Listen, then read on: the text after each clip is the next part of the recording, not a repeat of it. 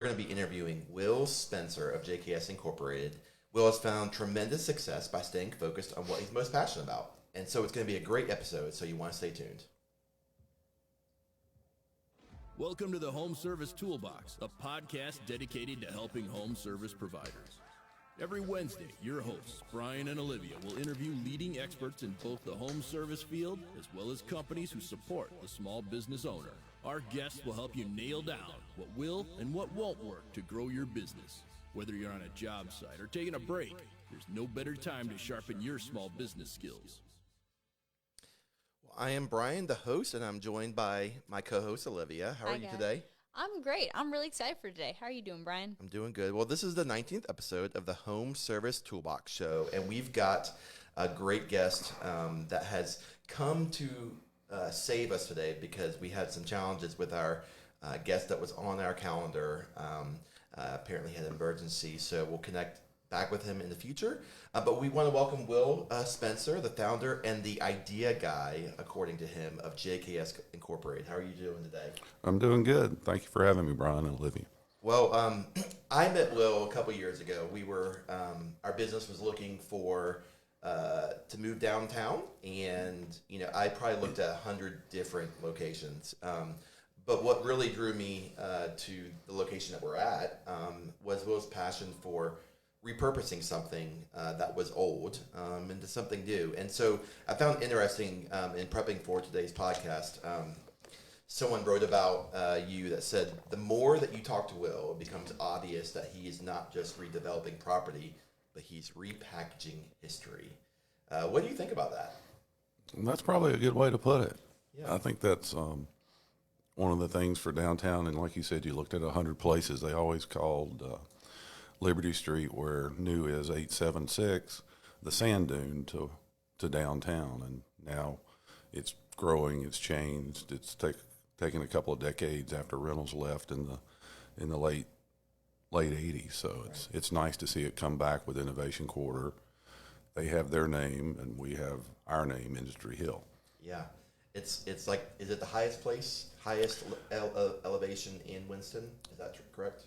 It's the second highest. I think right there at Broad, 4th and Broad, where Modern is the highest location in Winston. Okay. So you have quite an interesting background. You said that you're the founder and idea guy at JKS, but you've got your hands in quite a few things: cars, real estate, racing. Have I missed anything? I think I like a challenge with anything I do. If it's, I'm not a race fan, I'm a competitor. I like older things, historic. I like fast cars.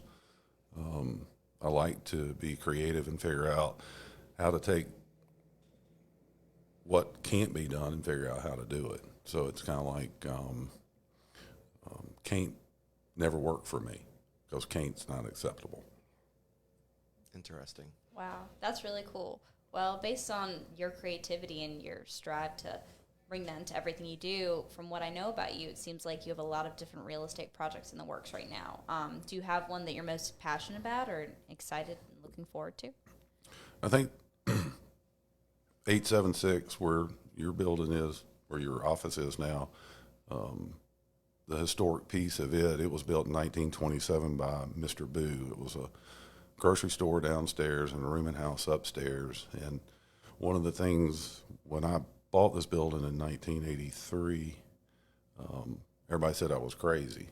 And I wanted to start a business. Kind of like Brian, I looked a bunch of different places and couldn't figure out where I wanted to do it, but I had grown up on Liberty Street, Trade Street. My first job was a bag boy at where Mission Pizza is now. It was called the Big Discount Soul Food Store, just like Mama used to cook.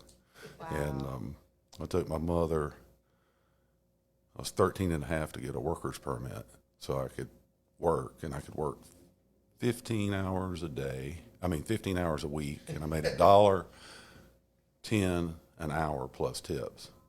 And, a lot has changed since then. Yeah, it really has, but I had to have gas for my motorcycle. My mother would hold 5 gallons of gasoline on Sunday. She would hold it over me Monday, Tuesday, Wednesday, Thursday, Friday to do my homework. I figured the best way to do is go buy my own gas. Well, that's really cool. I mean, this building has, obviously I wasn't here, 10, 20 years ago, but it's been neat to see this process of this building. But it sounds like you guys, you come from a long line of entrepreneurs. Your great-grandfather was Benjamin Huntley of BF Huntley Furniture, Winston-Salem. Sound like it grew to be the largest manufacturer of bedroom and dining room furniture in the United States. That is correct. But you said you hadn't met him, but it sounds like even though you've never met him, he has lived through your father and now you. And you mentioned in one of your articles that your father gave you some advice that you try to live by. Do you remember what those were? Well, probably the most memorable thing for me that's when I look at what you do and what you start.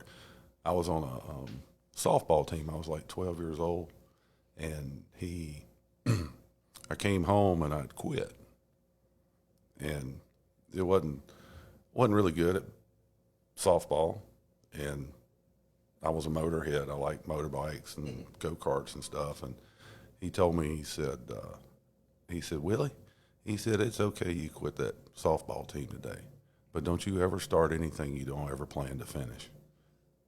And, pretty much if you make it about the money, you'll always lose. So when you start a project, you can't really put the money in business with what you do. Just like you asked me the project next door, the building's called Robert Hall, and it's going to be an Airbnb, a restaurant, an event space, and it currently has Radar Brewery that's opened up on the backside of it.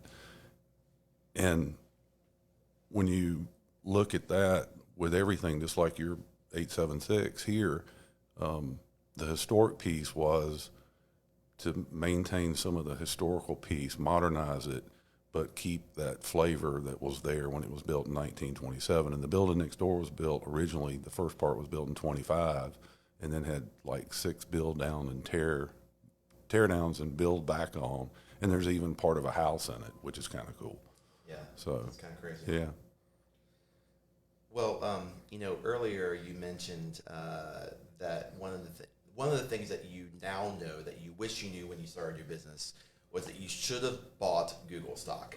So despite not buying the Google stock, you've been very successful. What do you think has contributed to that success over the years? I think it goes back to when you start something, you got to go through it. And I think as I've told lots of interns or people that have come and talked to me over the years in groups and stuff, and just like the piece of NASCAR, it's kind of like I've missed more planned meals than you've had. And that was because you couldn't leave till it was finished. You can't delay the Daytona 500 because we can't get there. So we do events. So events are set and scheduled 6-8 years ahead of time. And you have to put those things together, and you can't deliver after the event. The product's no good. Wow. Well, based on the fact that you've been involved in so many different things, and obviously your most recent project is 876, our very own building, do you have any previous projects that have held a special place in your heart or that you were especially passionate about in your career? As far as personal or business or what? I would say it could be either, but business. I think the innovation of when JKS was started in the 80s, that in NASCAR, in the sport itself, and the people that I knew, being able to innovate with the different programs that we did for RJ Reynolds in the Winston Cup Series. I think we did, we had the Winston Million, where if you won 3 of the 4 races, the driver won $1 million. We did the No Bull 5. 1984, I did the press conference for the Winston, which is now the All-Star race that they run in Charlotte. So I've been a part of that piece since the 80s. But I think the figuring out when I took the big screen TVs to the track in 2000 was we were doing all these great programs off-site, and there was no real way to like the Noble 5, it would match the driver to the fan, and if the driver won, the fan and the driver each got $1 million. But there was no way. We did competition like at Selwood Farms in Talladega and did a skeet shooting contest, or we did volleyball at Daytona and paired up teams, but there wasn't a way to relay that information back to the fan or the content back to the fan of what the Noble 5 was, just like the Winston Million. So we could take and video that content and then play it back at the racetrack so the fans would know if it was a Noble 5 event. And we would do 5 events a year, and we did it for 5 years. And if I remember correctly, there were a dozen winners, drivers that won with a fan. So, they gave away $24 million. That's incredible. Yeah. Reynolds spent over $1 billion in 33 years, from 1971 to 2003, in all their sports marketing venues. If you took NASCAR, hydroplane, Camel Warbird, Salem Sailing, all these different programs, because that's how they had to market, because they couldn't market on TV.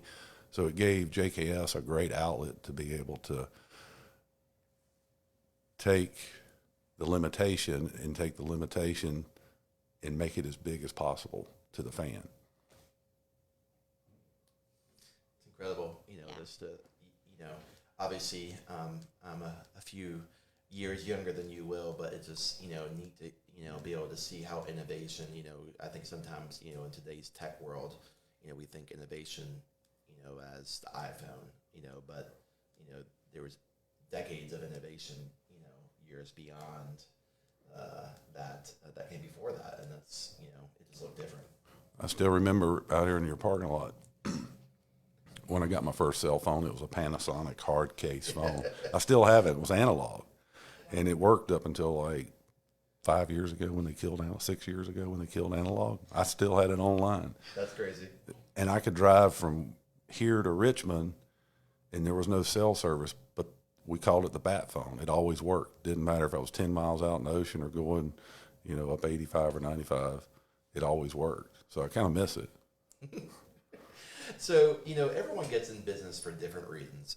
You mentioned that the best thing about running your own business is the satisfaction of completing a project. So what about the satisfaction gives you the motivation to wake up each and every day and do it again and again and again?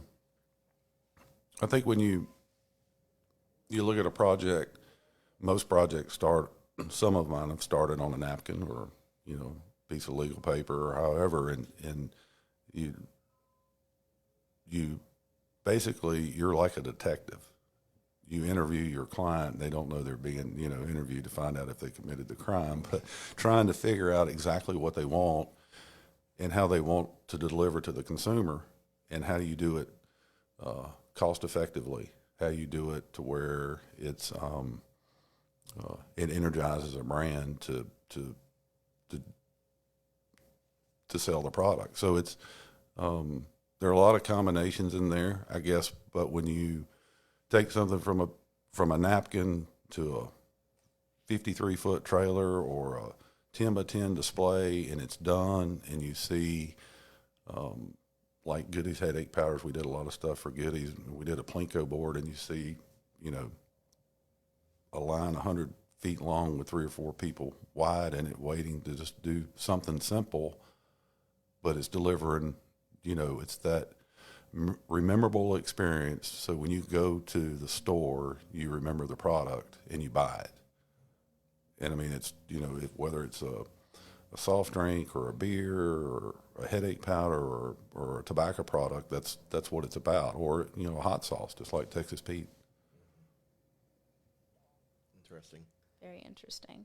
And using that creativity, I'm sure, is a huge motivator for you when it comes to the day-to-day. Yeah, I think it's if taking something from nothing and making it, and a lot of things, what you find is that you may do it for one customer, and what works for one doesn't work for the other, but you learn from one to the other, and then the next, you figure out buy the product or how they're wanting to deliver. So now we have so much social media, just like doing a podcast today with y'all. I mean, there's so many different ways. It's the millennial. It's instant gratification. It's not about the spend. It's about the experience. So how do you deliver an experience when we're building a display or going to market? How do you deliver that experience and tie in social media to where it's a continuous, constant contact? Yeah. Yeah. Wow, that's really interesting. So to kind of go off that, since you've obviously been involved with so many different things and creativity and learning from your clients in the past, what part of your journey as a business owner has brought you the most challenges or the most triumphs? What's been the most rewarding or challenging aspects, would you think, of this journey? I think that when I started in '83, I didn't really know what I was going to do. I worked for Modern Chevrolet, and a good friend of mine, Danny Lawrence, worked there, and known Danny in the '70s. And Danny, in '83, left to go work for Richard Childress, and I worked on the used car lot, and he worked in new car get ready. And he told me he was going to go leave and start being a parts cleaner for Lou LaRosa. And Danny and I did something every day. I mean, there was always something at work, and we were always pulling pranks on somebody for something, and that's, we had a good time. And I'd been at Modern for almost three and a half years. And so he left, and I came, and I knew I wanted to do something. Didn't know what I wanted to do, but I wanted to do something in NASCAR or be somehow involved. And I had met a lot of people and been over to Bowman Gray, and the sport was growing, and I had tried to get a job at Reynolds as a show car driver. And T. Wayne Robertson always told me the next job was mine. Well, and Ralph Seagraves, and we kept trying, and it didn't really happen. So I came and I rented this building, and then I bought it within the year that I rented it. And it was pretty much inaccessible on the second floor, and the downstairs, it had been a sign shop, Cohen Hartman Signs, that had started next door probably in the late 40s, early 50s. And then they combined the two buildings together. So in turn, I had the building. I was buying some cars and doing some stuff. And my father, my grandfather and father my great-grandfather, grandfather, and father all had a business a block from here. So I'd grown up here. And so I felt like I was at home, and I think I said that earlier. But we had a building on Ivy that my father had rented to a screen printer, and unfortunately, halfway through a job that my father had contracted him to do for McLean Trucking, which was the largest trucking company in the United States at the time, needed some trailer signs. And my dad came up with an idea of taking a piece of Lexan and printing a logo on the back, and his friend that worked down there, because my dad was always figuring out stuff, that you could print on the back of the Lexan, took it to the wash pit on Walltown Street, put it beside a sign that was metal, and they washed 500 trailers a day. Well, after 3 months, his sign looked brand new, and the aluminum sign printed on the outside had washed out white. So the average life of a trailer was 10 years. The average life of a sign was 3 years. So they placed this big order with my dad. My dad kind of subcontracted, and he was helping. It was called Marriage Screens. He was helping him, and because he had rented one of the buildings that was my grandfather's and my father's. And unfortunately, he didn't make it. And I needed to move everything to re-rent the building, so I moved it here, and I finished half the job. The first half of the job had been completed. And then I finished it, delivered it, and unfortunately, McLean, my dad got paid, and McLean went bankrupt. And it was one of those forced kind of things. The guy bought the company, sold all the assets, made a lot of money, then closed it down. It was kind of one of those deals. And I think he wasn't from the United States, but it was a sad piece. So I had the equipment, and there was a gentleman named Bruce Byers, and he came and knocked on the door downstairs, and I opened the little mail slot and I looked out. I wasn't really sure who it was. And Mr. Bowers said, I understand that you got the equipment from the screen printer used to be in the building on Ivy. I work for Haynes Sara Lee down here at Northwest and Ivy, and I've got this pantyhose bag, and I need to print legs on it. And I said, Mr. Bowers, I don't know anything about this equipment. And he says, well, I'll pay you 10 cents a piece. And I said, Mr. Bowers, I really don't know anything about this equipment. He says, well, I've got millions of them. I said, I met the guy that worked for the guy that went bankrupt, and I'm going to call him and see if he can figure out how to make this stuff work. So Greg, that had worked for the company, I called him and he said, if you'll pay me my 2 weeks pay I didn't get paid, I'll come up there and set it up and start working. So we set it up and started printing mesh bags with the Legs logo on it. And it went from a complete knock on the door mistake in a building that had been a sign company, a big sign company, to what I was doing. And I started doing that. And then Laring Cosmetics, they were down there, and I started building displays for them. There are a lot of cut marks still on the floor from when I did it back in the 80s. And then I figured, well, this isn't too bad. And I learned as much as I could. And then Kenny Ring worked down the street at, it was Lamar Signs, came to me and wanted a job, and he was a graphic artist. And he came to work, and we started, and he knew how to screen print, and we started doing things. And then I figured, there's more to what I'm doing than just doing real estate signs or doing magnetic signs for companies. So I went to rentals and started selling my wares and what we could do for their creative services, and started doing their work. And then I went to their sports marketing group, and Jeff Bird, that was a manager there, that ended up at Bristol Motor Speedway. He passed away I think it's been about 6 or 7 years now, but I went in there with a stack of 4x6 colored pictures, and he looked through about a third of them and says, Will, you can do anything we need. And I got the break. And from that, it just grew and it grew and it grew. And one of the most important things that was ever told to me in business, there was Denny Hooser owned Hooser Rental that's here in Winston, been here, and it's a second generation, third generation business now. I met Denny driving a laundry truck for my father in 1976, and Denny and I became friends. And Denny's been gone about 15 years now, but he told me, he said, we were doing, like, the really first thing I did outside for rentals was for the Vantage that was at Tanglewood, and I had done it for the Russell Agency that was over on Deacon Boulevard. I think they still might be, or some part of it. He said, Will, it's not the big customers that make you, it's the little ones that keep you in business, and you need to look after the little ones as well as you do the big ones. And it's always stuck with me, that piece that, the big jobs are the gravy. It's the little ones that keep everybody employed. There's so much to unpack from that. Wow. The thing that I get from that is, like, you fake it until you make it. Like, at the very beginning, you didn't know what you're doing, but you say yes to something, and look what it's brought you. I never said no. Yeah. And I think when you talk about the hardest things, so you start a business and you grow. So, like 83, 4, and 5, I was learning, and then 86, I realized, if I was going to continue to grow my business, I'd have to expand the work area for my business. So the first building I built onto this building was built in 86. I really didn't have the money to do it.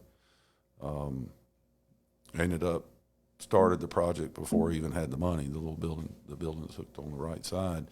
So 87 was, the growing pains, the cash flow of being able to do. And then I was like, there's more that I can do. And I got into the lighted sign business as well, and we had really the first show car programs that we looked after for rentals in the 80s. And we actually have a couple of those original show cars in the museum down the street. And I started building lighted signs, and I did that and got to 99 and realized that I had like 5 or 6 shopping centers. I was owed about $125,000. I was getting paid $250 trying to collect every Friday to make payroll. And, the biggest thing I knew I had to do every Friday was make my payroll, put my taxes back, federal and state, Social Security, because if you don't do that, that's usually what ruins a business. If you don't, it's false security. When you see that money, you think it's not your money. And then pay the health insurance. And I got through those 3 things, and then I prayed I had enough money to buy gas to get home. And there were lots of times that we did the Winston-Salem Police Department cars, and I'd do 2 or 3 a night downstairs in this building and drive them back and forth to City Yard. And there were some nights I drove them home because I didn't have gas to get home. The little service station next door to the museum, it used to be next door to the museum, I couldn't even go up there and buy a Coke. I mean, it was that hard, and it seemed like it was as hard in 83 as it was in 87, and it was as hard in the 90s as it was in 2000. Then we had 2008, and I just built a new building in Welcome, and it was 70-some thousand square feet in 2000. We moved in 2007. Then we have 2008. We moved through that really well. Then corporate America got hit. Fortune 500 companies got hit at the end of 12 and 13, and they quit paying me. And I don't use the bank. And it's kind of like, people, you got to pay me. So it was the same thing in 86 when I built the building. I ended up signing a signature note for $100,000, and then 89 we have the S&L crisis that was caused on the West Coast by Mr. Keating that built this Venetian out in Phoenix. And I go to the banks, and I had like 7 different banks I dealt with, because all banks pretty much did something different, whether it was home mortgage or business or a car or whatever. And I'd go in there and say, hey, I need to pay this note off. It was probably, I think it was like $70,000. And they said, sure, what do you need? And I'd tell them it was for a piece of commercial real estate property. And they would look at you like you were an alien, because they wouldn't loan you any money on real estate. And finally, Mac Brown, that worked at First Federal, that was downtown, he loaned me the money to pay back BB&T for the note, because they had called the note because of this, and it was crazy. But that 90 days, I still remember like it was yesterday. You remember those significant pieces of time in business, and it's money. It's unfortunate, but that's what makes the wheel not squeak. Cash flow, Yeah. Well, we're going to take a quick break and hear from one of our sponsors. But when we come back, we're going to dive into some more questions. Will talks about one of the hardest things that he has mentioned about running a business. So take a quick break. Throughout our podcast, you'll hear us discuss a variety of marketing tools, but one of our favorites is Google My Business. The exclusive features Google My Business has to offer are a fundamental part of growing your business and launching a successful marketing campaign. Do you want to learn how to unlock all the secrets of Google My Business and grow your customer base? Check out our free webinar, Unlock the Secrets of Google My Business, under newagency.com/unlock. That is nuagency.com/unlock. Well, welcome back to the podcast. We have Will Spencer from JKS Incorporated, but if you've been listening to the podcast so far, you definitely know that he has his hands in lots of things. And I often say, as a business owner, that it's like being a firefighter. Everywhere you turn, you have to put out some sort of fire. And so you talked about one of the biggest obstacles that you've ever overcome is that you need to prioritize. So, can you talk about a time when you didn't choose the right priorities and what happened?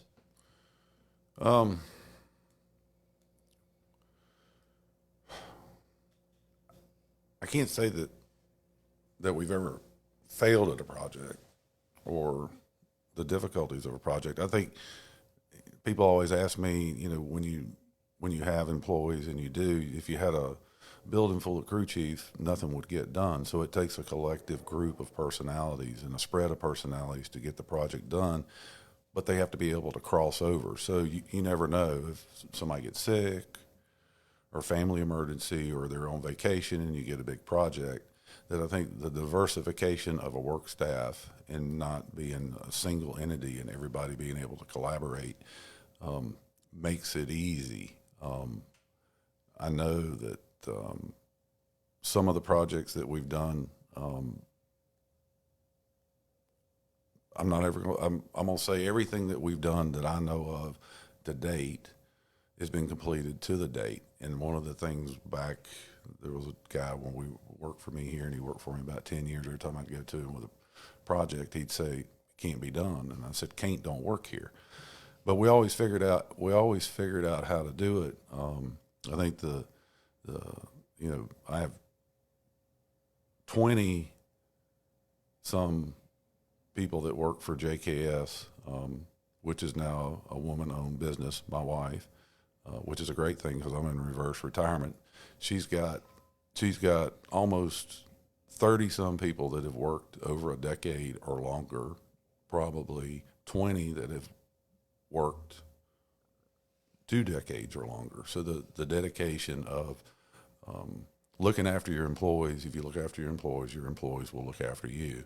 And I think that when you look at what my great-grandfather did, what my grandfather did, my father did, I think that was one of the things that, my great-grandfather came from Monroe County. He'd lost his left arm in a cotton gin when he was 19 years old. It was caught and pulled off, and he made it to High Point and made it to Winston, not Winston-Salem, in the 1890s, and started a Huntley Hill Stockton department store that was the largest department store in North Carolina. Formed B.F. Huntley Furniture Company in 1906. Built the Baptist Hospital and the First Baptist Church on 5th Street. I mean, did a lot of things, gave the land and gave the money. And the dedication of doing so, I always said that for me, I have no excuse. I have both arms. He only had one. He grew up in a time that, when that happened, my grandmother told me that his family was laying in the back room, and they said, poor Benjamin, we'll have to look after him the rest of his life. Because that was what you did then.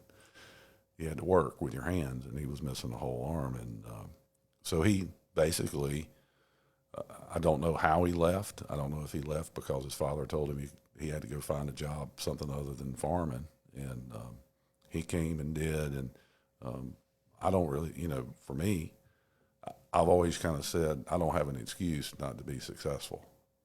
He was successful with one arm. So you look at history in itself with the Fortune 500 companies, what was around 2 or 3 decades ago,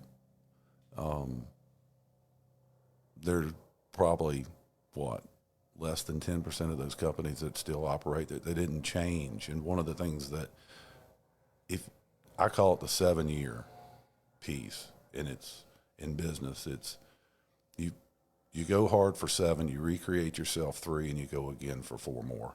So it's like that. So I'm like in the 5th, JKS is like in its 5th cycle, 35 plus years.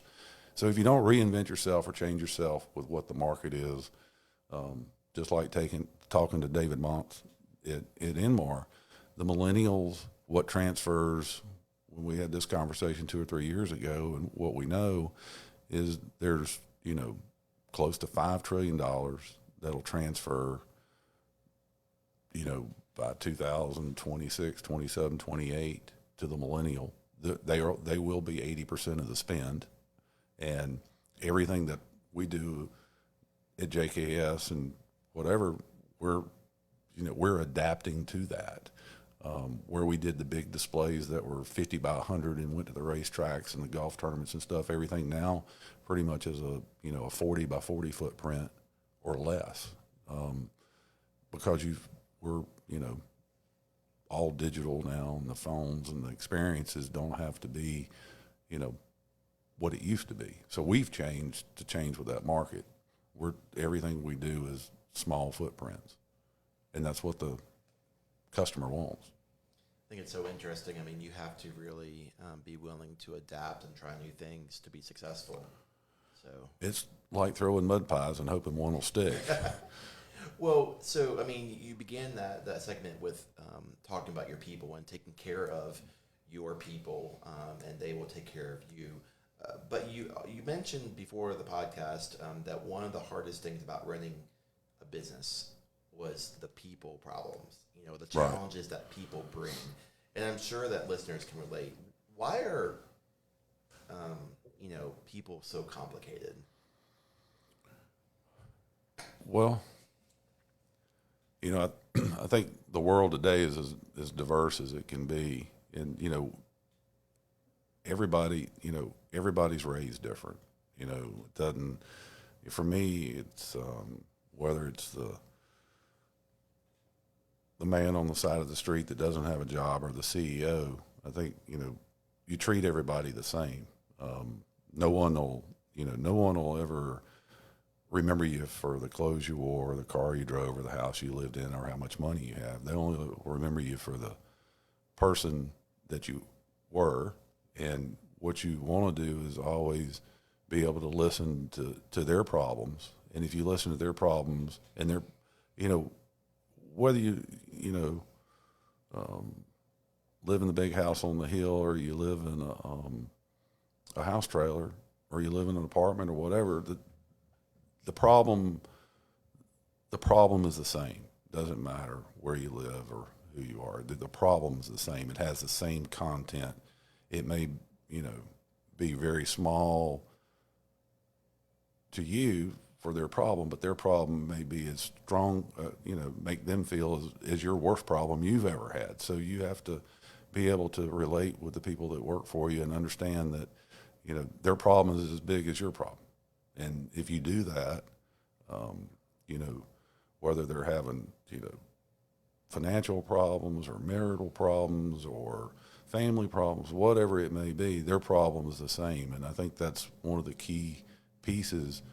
My mother always told me, my mother will be 92 in May, she always told me, she said, Will, the bigger you are, the harder you'll fall. And if you, don't watch that and try to manage it, and you don't change, she's right. You'll go away. It seems like you have a really good perspective on what matters in addressing issues with your team or your clients, which is really wonderful. And I feel like not a lot of people have that same mentality today. But given the fact that you're so open and you have that really great sense of perspective, how do you communicate that to your team, would you say, when it comes to everyday mentality and work life? I think you agree to disagree. I think the pieces that not everybody works for you. They don't go to lunch together. Not everybody gets along. Let's say, or they all get along, but they all have different personalities. It's like I said, if you have a building full of crew chiefs, nothing will get done. But I think the value is you bring them a project, and different people look at it different ways. Take everybody's view, collaborate on it, figure out what's going to be the most effective way to deliver that product or the need, and listen to their viewpoint and make their point count. And I don't win all the time. I mean, I've got millennials that work for me. Or work for Christy. I don't win all the time. But if you don't, where we used to do tons of 3D modeling and doing now, what we found is that we can sketch up and turn that in 3 to 4 days faster than, what it takes, and at least get it on paper and take that piece, to the client, then develop it and build it. And I think it's an easier process. It's a more cost-effective process than I think everybody got used to seeing everything like it was real life, like a video game. And, I always said here, it was always a joke. I said, the customer, always would say that the customer's not always right. We just have to prove to them that they're wrong, and this is going to work better for them. We cut the golden arches down and the drive-throughs closed. It's not, and I think that's what's happened with a lot of businesses and things that happen is like instant gratification, whether it's, Starbucks, and people don't realize what it takes to build something from scratch, design it, build it, because that's not part of their content of their everyday life. So you may start a project. We're building a display for the Henry Ford Museum right now, and it's more or less a safety piece for a NASCAR and what entails all the safety parts, and it's a chassis body, and it's changed like 3 times from what the client wants, but that's okay. They think they want it one way, and then you start it, and then they want to change it again. So when you change, then you have to say, well, this puts you that much further behind.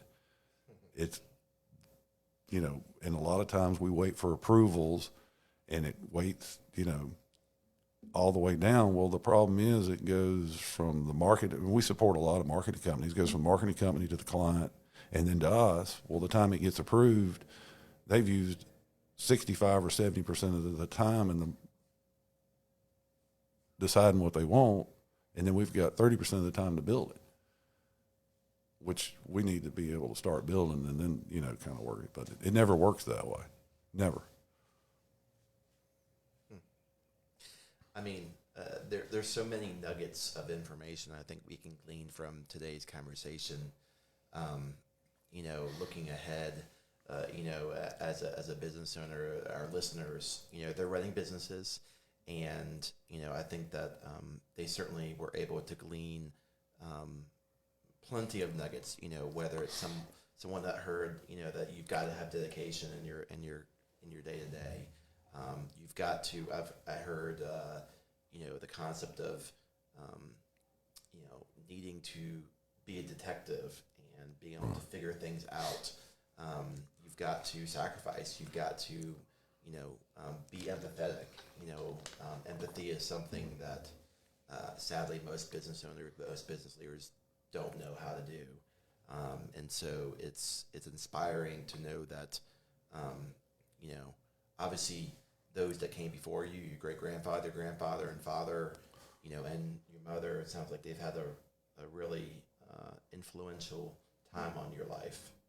Oh, I agree. I think history's history always repeats itself, and in some fashion, some way, it's repetitive.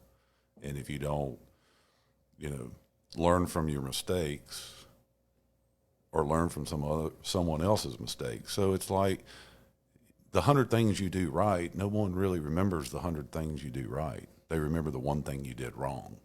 And nobody talks about the 100 things you did right. They talk about the one thing you did wrong, and that's just human nature. I think in business, people always, I always consider JKS is always growing. It's never not been growing, whether it's whatever direction, it's always growing. And they talk about, well, isn't so-and-so your competition or so-and-so, and I always say, if I worried about who my competition was, I would never get any work done, because all I do is worry about what someone else is doing. I always lived on what I want to do, and I get, there's some projects I do, I get criticism. Some people say, you're crazy, you can't do this, and I do it. And I do it just to prove them wrong, and I don't put the money in front of it. Let's do it. And it's kind of like when they built Vegas. If you build it, they'll come. So that's kind of what Industry Hill's about. There's 208 acres. I mothballed a lot of things up here for a decade and a half, and to see it now changing, coming, and the revitalization of everything is a wonderful thing for everything that was said to 2 decades ago, what it would never be. And I've seen it go downtown Winston, go from everything to nothing and back to something. So it's kind of cool to see it all come back. So I got a crazy question because, I hear you kind of speak, and it just reminds me of my journey, but just a few decades, obviously younger. When I first got married, my wife thought I was crazy in everything I did because I have a mind like you, and I'm always willing to try things, never kind of afraid. The person that says you can't do it is like my worst enemy. And so my question is, how has Christy learned how to deal with your craziness along the journey? Well, that's probably deep. I think maybe the hardest question I've asked you. No, I think the thing that Christy knew my dad for about 6 months, and she was very supportive of him. And in the 80s, and he passed away in 88. But I think the Christy's dad worked for Haynes, and he came to me one day, and her dad's been gone 10 years now. And the one thing that I think his influence on her, because he's single parent, pretty much raised her and her sister, and then he remarried, and they all became a family unit. But she wasn't, she talks about the 2-liter Coke. They'd get one a week, each of them, her sister, and her stepbrother. And he didn't spoil them. He made them the work ethic. So her work ethic from her stepmom, Jane, going forward is very, very regimented. So her dad worked at Haynes, and he came to me and said he was going to go start a tile maintenance services. The business is still, Christy's stepmom still has it. But I said, "You're crazy. You're leaving a desk job at Haynes to go lay tile?" And he changed what he wanted to do. So Christy's piece with, if I have an idea and go with it, she probably has a hard time following it and probably doesn't always agree with what I'm doing. But in the end, through all the pains of whatever the project is, it's successful. And it's successful because she supports me like your wife does for our craziness. Yeah, I mean, that's exactly it. I mean, at first, she said no to me a lot, but through the years, she has learned that not every crazy idea is actually going to see fruition. Right. But those crazy ideas that do, it's the history of success that has come, with your life and my life, that, she's got to champion it, because if not, she's going to squash something that is so important, and kind of builds into my life. And same with you. I mean, if you weren't out creating and doing all this crazy stuff, you would be miserable. Well, yeah, but if it was easy, everybody would be doing it. Right. And I think that's where human nature, and that's with employees, it's the easiest path is usually the path that's taken, whatever the easy path is. So, and I always say, because my dad could fix anything. I always say that if man built it, it's broke. I can fix it. Whether it's my Key One BlackBerry, I don't take it to somebody for $180 to put a lens in it. I order the lens on the screen online and take it apart in my kitchen and put it back together. Or I can take a motor apart, or I can pretty much do anything. But I like fixing stuff. Mm-hmm. Well, I think today's conversation's been incredible. Well, thank you for having me. Jumping in at the last minute, and I know that our audience is gonna take nuggets from today and be able to be inspired and do something that they did not think that they could do, and wake up. So, Yeah, thanks. I mean, to echo what Brian said, it sounds like all of your crazy creativity and genius has really benefited and touched so many lives, and that's something I've definitely taken away from today from both of you. I mean, you're excellent role models, and I think our listeners can really unpack a lot of awesome and great things. So thanks for being here. Well, thank you for having me. And again,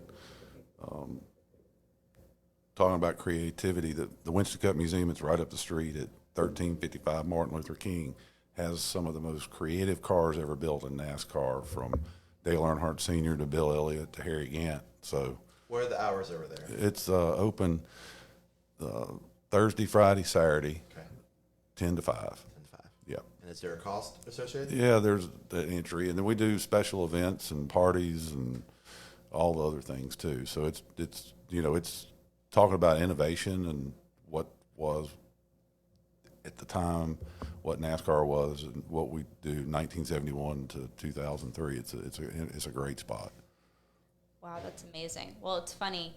When I first toured Winston, I recently moved here 6 months ago, and Brian was so gracious to hire me 3 months after I moved here. And when I first toured Winston, I remember my mom and I got lost on this very street. And looking at all these buildings, I had no idea what they would bring for me in the coming months. Now, meeting both of you all and being in this spot, I was just like, this seems like such a cool area. I had no idea there was a car museum at the time or anything connected to it, but I just was driving around with her, and I was like, this seems like a really cool area. I 100% know I want to move here. And just seeing that from the passenger window to now being here and seeing their creativity be built from the ground up is just a really cool way for me to come full circle. Well, I want to say the museum, after Reynolds Gal, I opened it in 2005, and it was a gift to the city, and a thank you for Reynolds for all they did with JKS for 25 years.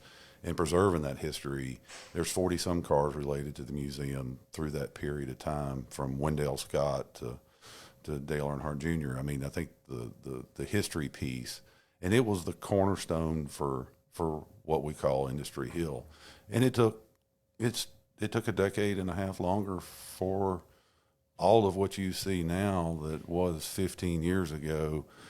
The building for the museum had been an old Bob Neal Pontiac dealership, and when I bought it from the city, it had 9 people living in it. I mean, it was no power, no water, whatever. So it was fun to take something that was a great building and put it back, and it's cool when you go inside of it. That's really neat. Well, I'll definitely have to add it to my list. Okay. Things to not drive by, but to stop in.